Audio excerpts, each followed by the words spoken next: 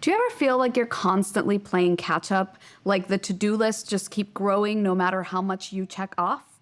Well, today I'm going to share a process that helps me hit the reset button on my life so that I can take back control of my time. It's a little different from the usual time tracking advice out there, which is why I think it will be immensely useful for you. If we haven't met yet, my name is Isabel, and on this channel, we talk all about embracing your weird in order to build a better business, brand, and life. So let's go.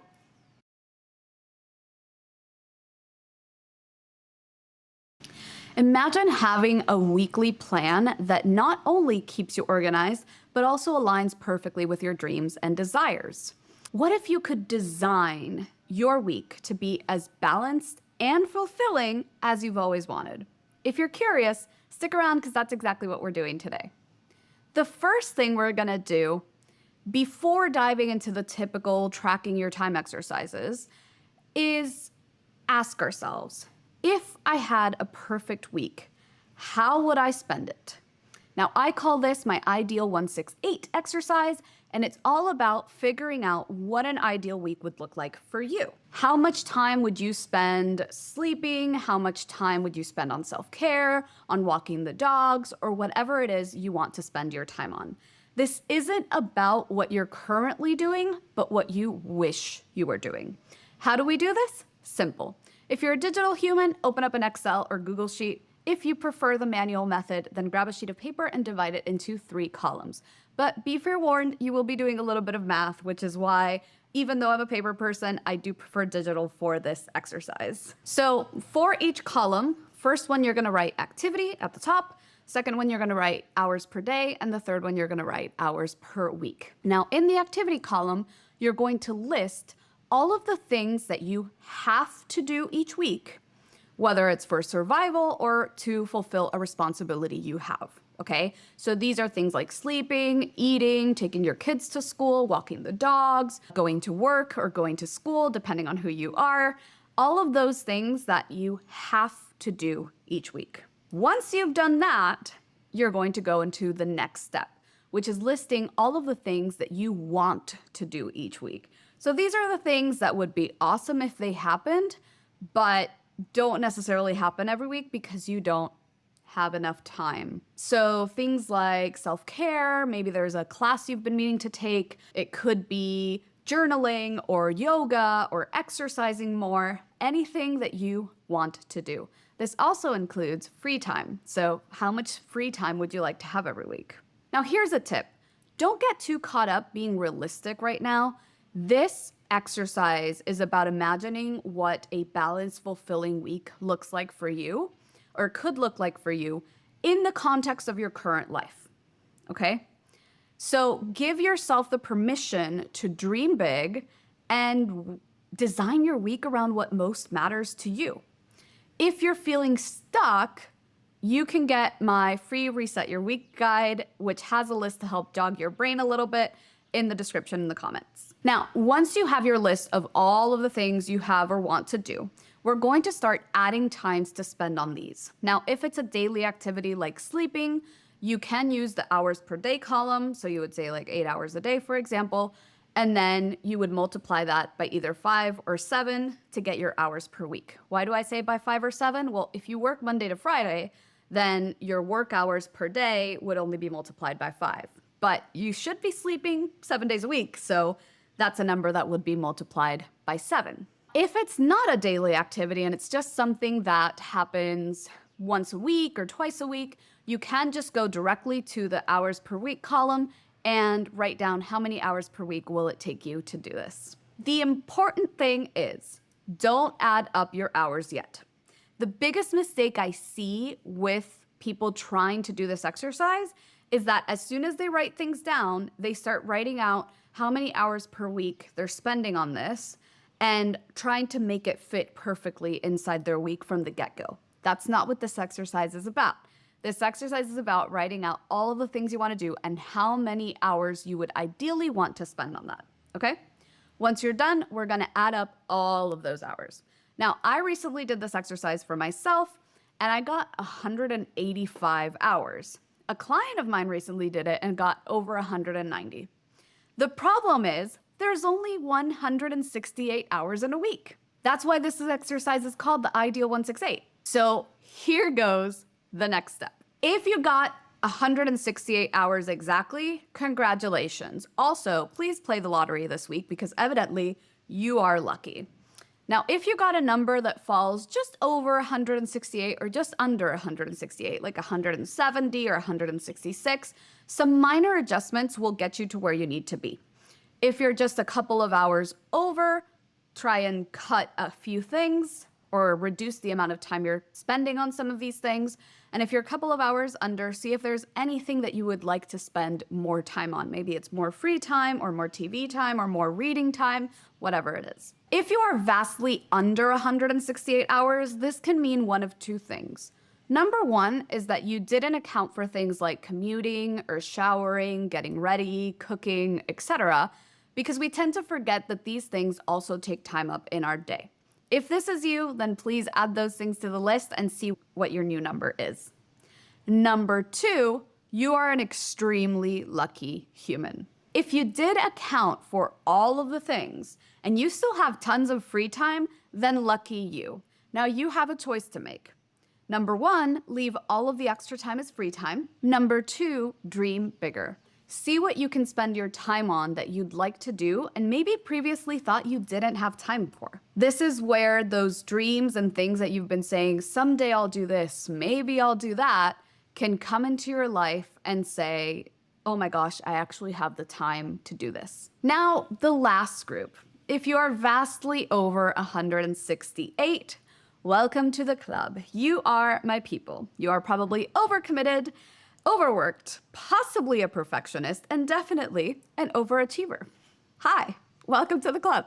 Now, this is all fine and dandy until you're shaming yourself for not accomplishing 200 hours of work in 168 hours of time.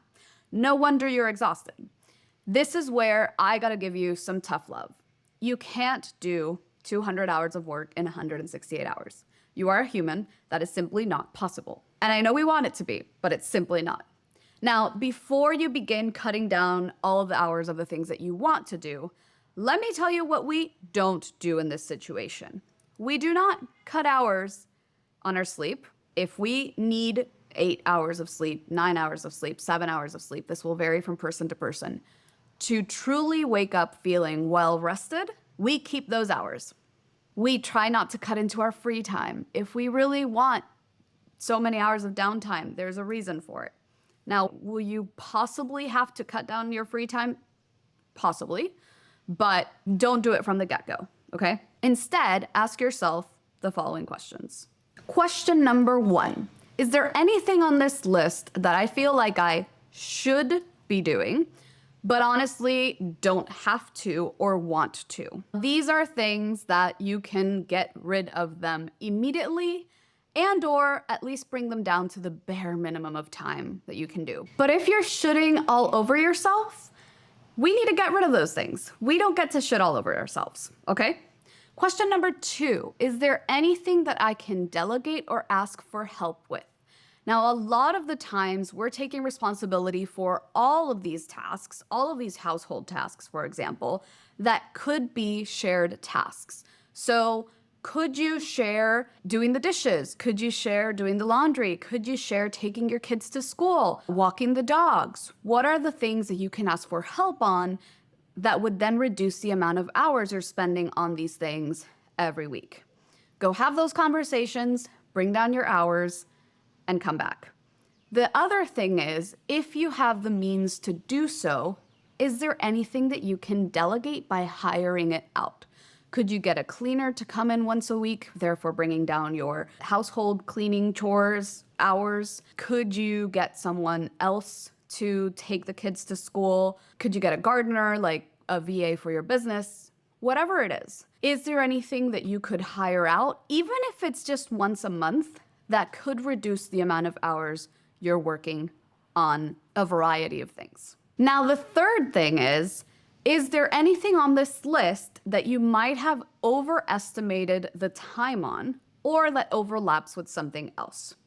So, for example, let's say that you wrote down that you spend 8 hours at work and you spend 3 hours a day eating. You have your breakfast hour, your lunch hour, and your dinner hour. Of those 8 hours of work, maybe one of those is a lunch break, a lunch hour, right? And so your lunch and your work hours overlap. You actually really do 7 hours of work and 1 lunch hour. So that's where you would bring down an hour here or there. Or maybe you said you're going to spend 7 hours a week exercising, but in reality, you only want to do 45 minutes a day, which actually brings it down to about 5.5 hours or something like that a week instead of 7 hours. So this is something that you might have overestimated on because truly, and let's say it takes you 15 minutes to get ready, and then you exercise for half an hour, and those are your 45 minutes. Now, finally, if you are still over the 168 number after going through the first 3 questions, now it's time to prioritize. Organize your list of wants from most important to less important. And then see, of the less important things, can I cut down hours on this? Or can I cut them out completely? Maybe you'd love to take a spinning class and a ballet class and a French class every week, but right now you can only do 2 of those instead of all 3. Well, then take it off the list and keep doing this until you're down to 168 hours. If you're enjoying this video, please like and subscribe. It really helps this channel grow. Also, let me know in the comments, what number did you get the first time you added it up? Mine was 185.15 the most recent time I did this, and it was hard to bring that down to 168 hours. So let me know your number in the comments. Now, once you've gotten it down to the ideal 168, you move on to the next step, organizing these hours into an ideal weekly schedule. Now, I do this in a Google Sheet that's broken down into 15-minute increments. If you'd like a copy, you can get my Reset Your Week guide in the description. And what I do here is I start filling it with the non-negotiables first, those things that we have to do and or things that have a set schedule each week. So let's say that one of the things you want to do is taking a spinning class, but the only spinning class around your area is Thursdays at 5. Well, then Thursdays at 5 on that schedule is where you're going to mark your spinning class hour, right? Your work hours, your drop off and pickup hours for your kids, your school hours if you don't have kids and you're in school. Whatever it is, the first thing we're going to put in this schedule are the things that are non-negotiable and that have to happen at a set time each week. Once we're done with that, we look at all of the other things on our list and we start filling in the schedule. Here's the thing about this. Once you're done, you might find that your ideal week has you doing dishes at 3 a.m. or hitting the gym in the middle of your workday, or you only have free time from 4 to 5 a.m., right? And you're like, what is this? This is absurd.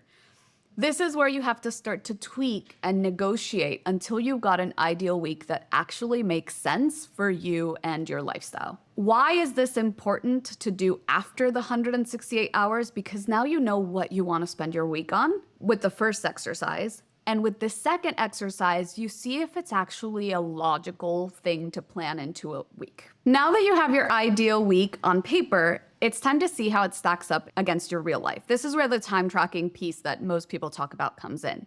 Now, I do this with Laura Vanderkam's 168-hour challenge. If you don't know who Laura Vanderkam is, she's written a book that's called What the Most Successful People Do Before Breakfast, and another one called 168 Hours, which is about the 168 hours you have in a week. Now, for the next week, or ideally for the next 2 weeks, you're going to track everything you do in either 15-minute or 30-minute increments. This might feel tedious, but trust me, it is worth it. It will give you a look at where your time is actually going. Now, once you've got your data, compare it to your ideal week. This is where you'll see, again, where your time is actually going instead of where you want it to go. Be honest with yourself here. No one else is going to see this. Maybe you wrote in your ideal week that you wanted to spend an hour on social media and you realize that you ended up spending 5 hours on TikTok. It doesn't matter. Maybe you forgot to add in commuting time or underestimated how long it takes you to cook your meals every day. Again, it doesn't matter. We just want to see what the difference is between what you're currently doing and what your ideal week looks like. Have you ever tracked your time before? How close was it to your real week and what you thought it would be? Let me know in the comments. I'd love to hear about your experience. Now, your last step is to take your ideal week for a test drive. Take your schedule and try to follow it as closest as possible for 1 week. It won't be perfect, life never is, but what we want to see is how it feels for you. This is where we're looking for gaps, overlaps, or surprises. We're looking for time that you over or underestimated. We're looking for extra downtime that is needed. We're looking for time where you just don't have the bandwidth to do what you said you were gonna do. Look at where your schedule just didn't fit well. Or were there any times in the week where you felt rushed, where you felt stressed out? These are the things that we need to fix. We need to refine that ideal schedule, cut out anything that's not working, and tweak it to work for us. And then we try it again next week. And once you repeat this process a couple of times, you'll find an ideal week that actually fits you like a glove. Now, it won't be perfect every week, and it will probably never be exact or perfect, but you now have a goal that you're aiming for. And having that ideal week to aim for means it's a lot more likely that you will do it and that it will actually start happening more often. In the end, this process is about being kinder to yourself and recognizing that you're probably trying to do too much, right? Your ideal week is a guide. It's not a strict rule book. It's here to help you stay on track, not stress you out, not make you feel rushed. And even if your week doesn't go exactly as planned, having that ideal mind helps you hit it more often than not. If you found this helpful and want to put it into action, I've put together a full Reset Your Week guide. You can find it in the description, and it goes through this whole process, plus it has like the Google Sheet templates and all those things that you need that I mentioned in the video. Until then, stay weird, stay wild, and I'll see you next week.